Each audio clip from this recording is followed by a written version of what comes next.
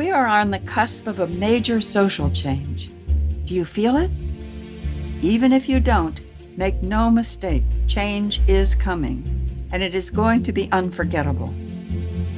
I'm your host, Dr. Sarah Hart, and here on Prime Spark, where we work with and on behalf of women over 55, I want to help you find that spark that will ignite your way forward, reflect your gifts to the world, and illuminate your path through this next stage of life.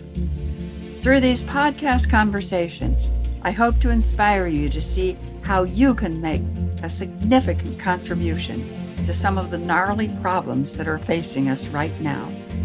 Join me, and together let's discover our Prime Spark. Hi, and welcome to Prime Spark. I'm Sarah Hart, and I'm so happy you're here with us. Prime Spark is designed for women over 55, or close, with a goal to help us all live our happiest, most fulfilling and productive lives, now and in the future. The mission of Prime Spark is to change the way our society sees and treats older women. That's a big mission, which only means we all need to be involved, and we need to get going now. And today I have the pleasure of talking with Jo Casciani, whose work I greatly admire. Dr. Joseph Casciani, has a 35-year history in aging as a psychologist and manager of mental health practices. He was awarded the first contracts from the California Department of Aging in 1982 to develop mental health training for the state's nursing homes. For 16 years, he was the clinical lead for a multi-state group practice for patients in nursing homes. He later ran his own multi-state company, Concept Healthcare, for 8 years. In 2018, he extended his professional interest in aging to his new venture, the Living to 100 Club. The website, www.livingto100.club, offers a collection of strategies and resources on successful aging, and his weekly podcasts on aging and longevity continue in this tradition with guests who share their professional insights about aging well and making the most of our senior years. He is now a clinical consultant, public speaker, provides one-on-one counseling, and sells a package of life-enriching resources to retirement communities and senior organizations. Welcome, Jo. I'm so happy you're here with us today. Oh, thanks so much. Thanks so much, Sarah. I'm very happy to be here too. So we don't have very many men on this show, but you are one of the special men that we're having on the show. No, I like that. We are very, very welcome. So just in getting started, Jo, tell me, do you experience getting older? And if you do, what is that experience? And if you don't, why is it that you think that you don't? Well, that's a great opener, Sarah. I do experience getting older. I'm 74. I went for the longest time without seeing a doctor through my health plan, and I would be notified of changes in my assigned primary care provider, and I never got to meet them before they switched. Anyway, as soon as I turned probably 65 or 68, I started seeing issues coming up, and they're still there. So I recognize that we all age, and there's always going to be issues coming up. And like I say, it's not a smooth road. There's always going to be challenges and bumps and potholes on this road. So I maintain, let's stay positive no matter what gets in the way. I think, as I said, it's something that each of us will experience. Sensory losses, vision, hearing, some chronic pain, maybe some arthritis, maybe a more serious event. And how do we explain these events, like a fall or a stroke or loss of a loved one? So that, to me, that's such a telling point, because that's going to define how well we age, whether it's successful or not. And, do we throw our hands up and say, I'm done, I can't handle this? Or do we say, yeah, this is a tough one, I'm going to have to dig in and, find my way through it? So Yeah. That was my experience in nursing homes and seeing a lot of patients with very serious medical setbacks, medical losses, c- heart disease, diabetes, all kinds of issues. And I could see people would say, "Look, I'm done. I can't handle any more of this." And others would say, "No, I'm going to see if I can get through this and get back home." So that's why I started the Living to 100 Club, to help to share some of these strategies for, getting back up off the mat after we're knocked down. Yeah.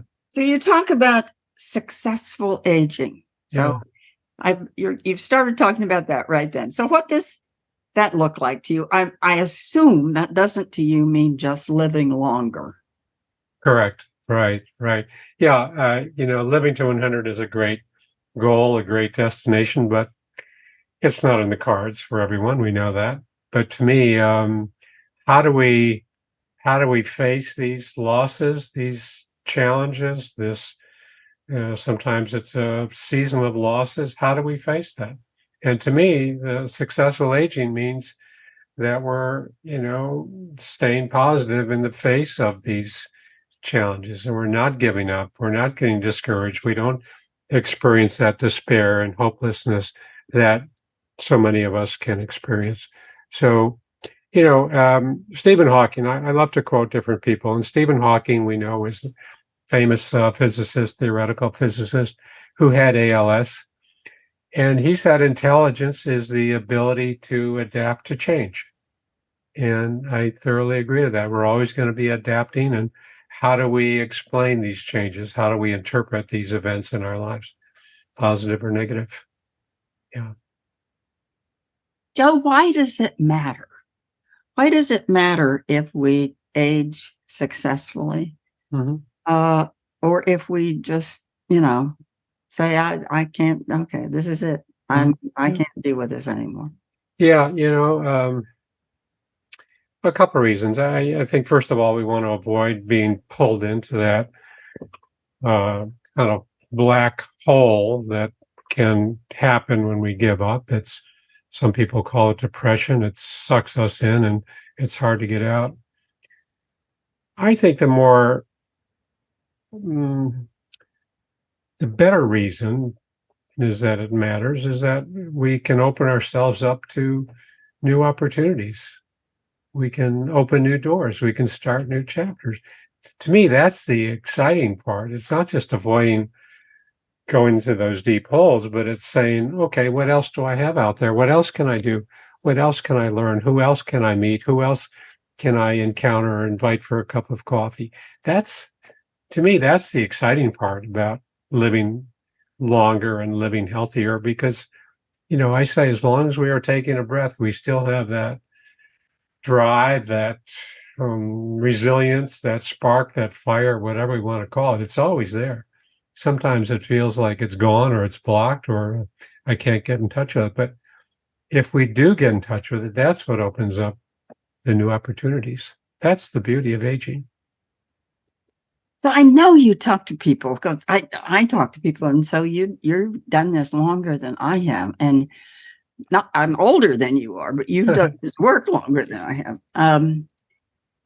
I talk to people and they say, I'm just tired. I've spent my whole life working hard, taking care of people, doing this, that, and the other thing, being on this, that, and the other thing, and I'm done. Hmm. And if I, Sarah, try to do my little cheerleading bit with them about, yeah, but lucky God, it just annoys them. And Yeah. so it's not meant, is it? It's not, and I don't know. I mean, how do you work with people who really just seem to be satisfied with being done? Well, that's okay. That's really okay. A person always has a choice. And, it's legitimate. Of course, we have to respect those feelings. It's like, I don't want to keep trying. I don't want to keep getting up off the mat. And we have to respect that. And I think we have to respect that in ourselves if we feel that way. Um, I don't, you know, I don't want to take away a person's defenses. Sometimes there's a lot of denial. Person says, "Oh, I can't do anything else. I'm finished," and I'm discouraged. I don't, and it's not necessarily a good thing to take away that denial. So, respect it if the person feels that way, and say, be open, because other things might come along. Um, you have to go after them. I say, don't wait for somebody to knock on your door. You have to go on knocking on someone else's door. I had a great experience with a group I was doing online, and an older gentleman said, golden years, I keep hearing about the golden years this, golden years that. And he said, I haven't seen any golden years. And I said, well, you got to be the golden years. You've got to be whatever you think the golden years are. Don't wait for somebody to knock on your door and say, here I am, I'm the golden year. You got to go after whatever you think that golden years means to you. You become it, be it until you become it. And, got off track a little bit from your question, Sarah, but yeah, no, if people just are tired and they want to pull back, and I think our role is to not be a judge. We don't want to judge necessarily how a person is doing and, say it's good or bad. It's respecting them and just saying, look, there's some other opportunities. There's some other doors. Maybe if you want to change your mind 6 months from now, it's always there. What do you do with some of the research that has seemed to demonstrate that our attitude toward getting older affects our longevity and health in all sorts of important ways? Yeah, it really does. The Ohio longitudinal study was a great one where they showed that people who feel and think they're younger than their chronological age actually are healthier. They take more preventive healthcare steps. They do better on measures of memory and cognitive functioning.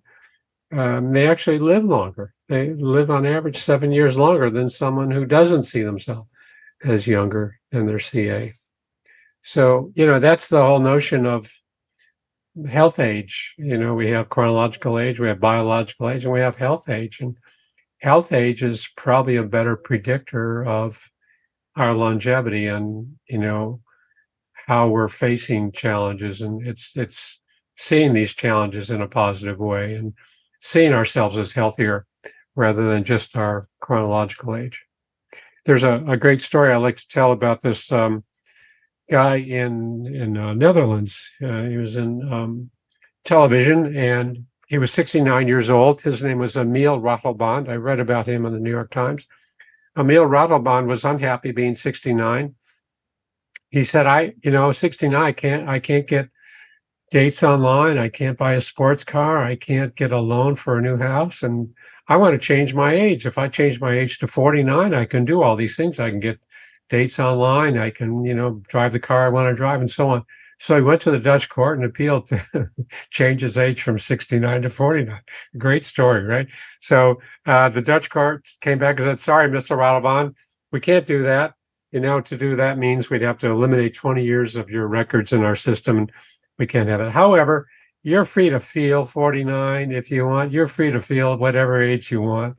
So stick to 69, but you can feel whatever age you want. So age is only a number. And I keep saying that. It gets us into more trouble than it's worth, I think. Yeah. What is health age? I never heard of health age. Health age, psychological age. It's the attitude. It's our mindset about our age, and different from biological age. Biological age looks at these biomarkers and what's going on with our tissues and cells, and they can see if they're advancing faster than our true age. So that, and then there's health age, which is psychological age. It's that perception of how well we're doing. Yeah. So is my health age how old I feel, how old I act, how old I approach my life? Yeah, how you see yourself. I might not be doing that justice, but basically that's how I see it. Oh, that's interesting. Yeah.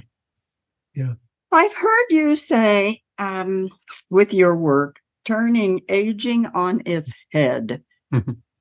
What does I mean? I assume that doesn't mean you have all older people go into a room and stand on their head. Doing headstands. No, no, I don't know where that came from. When I first got my URL and livingto100.club, I was thinking of a tagline, and it's like, gee, I've spent all these years working in long-term care, and I want to tell people that age is can be a trap. Old age can be a trap, and let's not use old age as any kind of indicator of how we should be thinking, what we should be doing or shouldn't be doing. Let's take age out of the picture altogether. So that's what I mean by turning aging on its head. It's an irrelevant factor in our being, in our getting through the world. Yeah.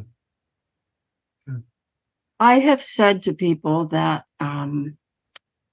I think that we're not going to make much of a difference until each of us comes to terms with how we feel about old and getting old.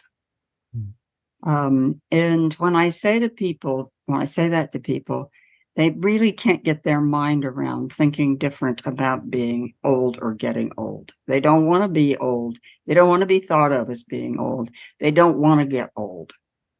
And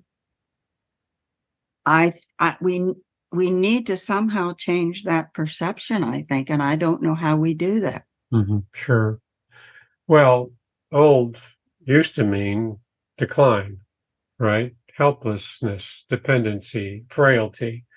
My parents, my grandparents, earlier generations never thought of aging in a positive way. It was always seen as something to be dreaded, something to be avoided. I don't want to get old. I don't want to be there. And that stereotype is giving way, fortunately, and you're working against it. I'm working against it. And I think, our perceptions today are so much different from what they used to be. And if you look around and, look at all of the programs and people still working in their 80s and 90s, people doing, I tell the story about Edith Murway, and I heard about Edith Murway on NPR, and she started weightlifting at age 91, right? Competitive weightlifting at age 91, and at age 98, she won the Guinness World Record holder for lifting 150 pounds, the oldest person to lift that weight. So I always said, let's take age out of the picture, and show people that it doesn't matter how old you are, you can still do things. And I think we're giving up this old stereotype, and it's really shifting. And I talk about celebrating age. I talk about looking at the upsides of age. And we have the experience, we have the wisdom, the tolerance, the sense of humor. We can see a lot of things that middle-aged, younger people cannot see and experience. So there's a lot to celebrate. So it's just like, let's keep saying that. That's why I do my podcast. That's why you do your work. And let's keep pushing that positive view. And yeah, we don't want to get old. We don't want to die. I had a guest on, a friend of mine, Faye Gersh, who's been very involved in the Hemlock Society and, advocating for the right to die when the time is over. And, we should be allowed to say, this is a good time to end my life. And, she's always, kind of joked with me. She said, Joe, people don't want to live to 100. I said, no, that's why I didn't call it existing to 100 club. I call it living to 100 club. And, it's like, no, we don't want to just exist if we're in a lot of pain or discomfort. That's a different conversation. If we have dementia, maybe Parkinson's, whatever is going on. So that's a different conversation. But all things being equal, let's take age out of the picture and see it as our future should be bigger than our past. That's what Dan Sullivan says, motivational speaker. Our future should be bigger than our past. Why not? I like that. That's yeah. Good. Yeah. So some of those things you're talking about what makes us as we're older different from what we were when we were middle-aged or younger. Those are some of the kinds of things, in my opinion, that employers should really take note of. Yeah. and what they're losing by trying to get rid of their older workers and not hiring older Yeah, yeah, workers. yeah. That's so true. That's such an unfortunate trend to, push out the senior employees and bring in younger people. I agree 100%, Sarah, because whatever we're doing, we need to stay engaged. 65, 75, 80. We need to stay involved, whether it's continuing at our jobs or doing something else, maybe taking a 180-degree turn away from what we did and doing something brand new. But employers are really missing out on the senior employee, the older employee, and that's their loss. It's their loss. I I just interviewed someone for my podcast. His name is Jay Batt, Bhatt, and he's written a great article how employers can really shift the tide to, take advantage of older employees and help them stay healthy with their benefits and keeping them engaged in the workplace. So it's a two-way, plus plus to me. The employee benefits and the employer sure benefits. Yeah. I read an article. This was several months ago now, and I was just shocked because it was. I mean, it was in something like the New York Times or the Boston Globe or something. I mean, it was in something very reputable. And the author's point was that we don't have enough workers, and people are having terrible problem hiring enough people. And so this person, the writer, was advocating for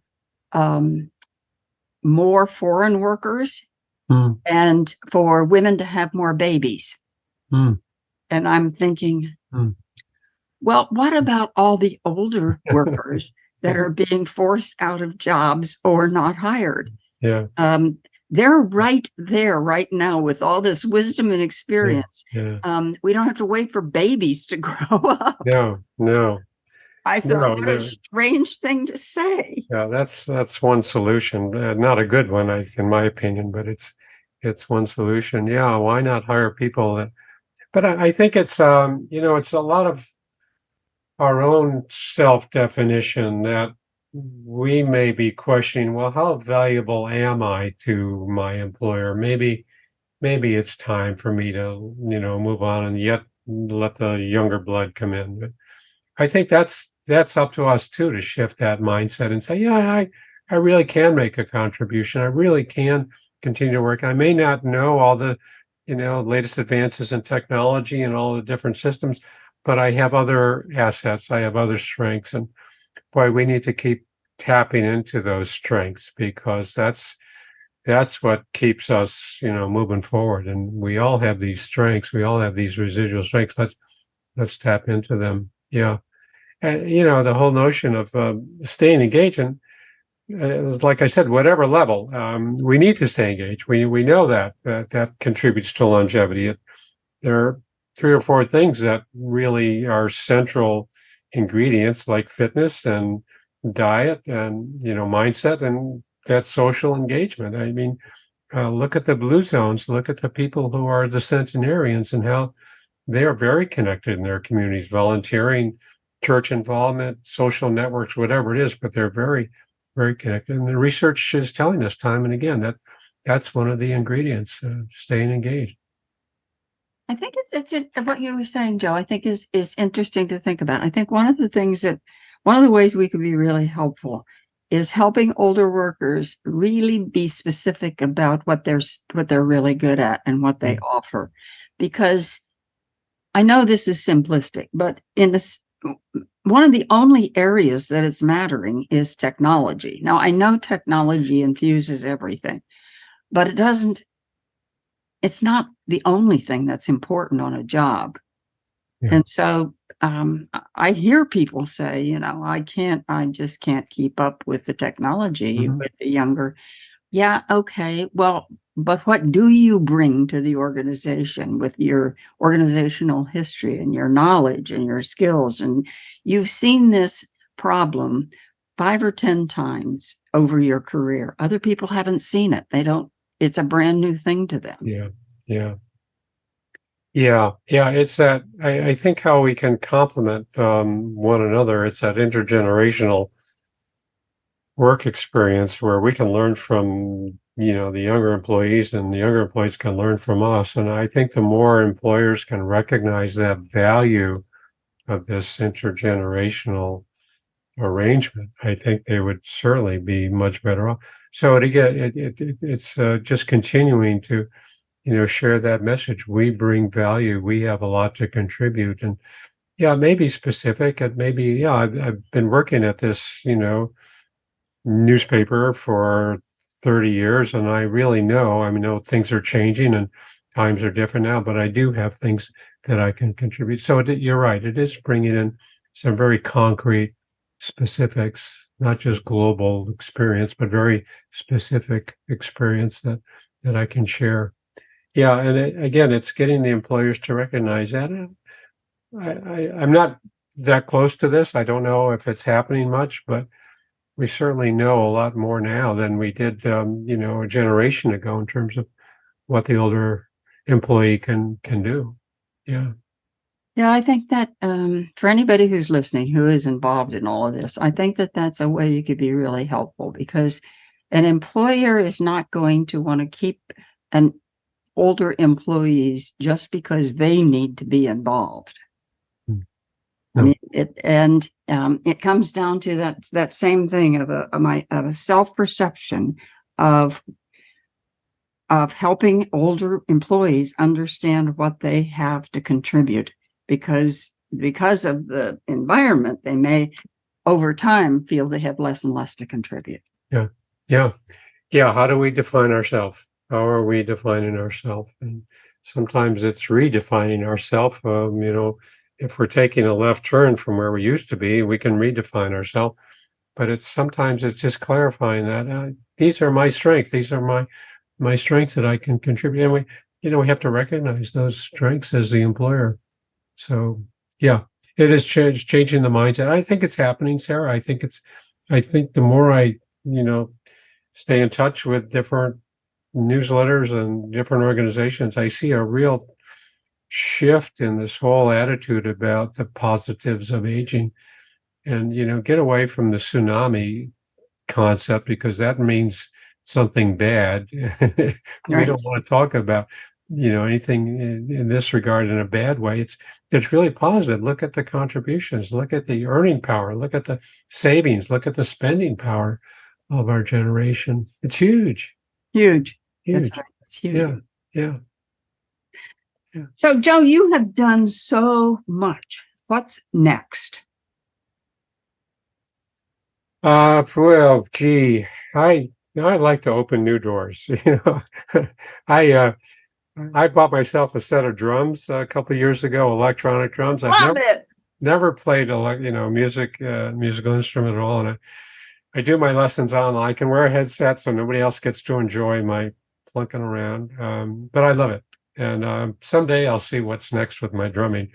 But actually, I'm working on a program for retirement communities, residential senior living settings, a collection of activities and training modules for the life enhancement directors, activity director, program directors, to bring to their residents to kind of create these notions of positive aging, growth, and engagement, it'll be about a dozen different modules. So that's what I'm working on now. And I love it. I love doing this because I like to be a vehicle or a messenger for, kind of getting this good word out.